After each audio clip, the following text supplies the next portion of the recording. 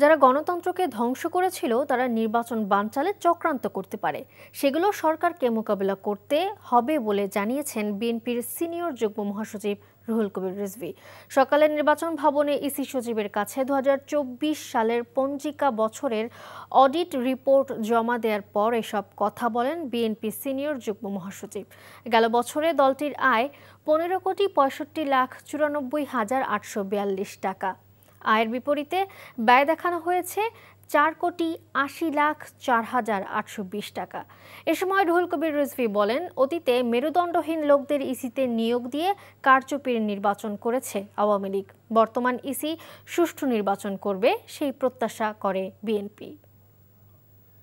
জনগণ দীর্ঘদিন ভোট দিতে পারেনি, যারা ভোট বঞ্চিত ছিল, অবাধ সুষ্ঠু নির্বাচনকে একেবারে জাদুঘরে পাঠিয়ে দিয়েছিল শেখ হাসিনা, সেইখান থেকে বর্তমান নির্বাচন কমিশন একটি দায়িত্বশীল ভূমিকা পালন করবে এবং অবাধ সুষ্ঠু ইনক্লুসিভ নির্বাচন অনুষ্ঠিত করার জন্য তারা যে যাবতীয় যে কাজগুলো করা দরকার সেই কাজগুলো তারা করবেন।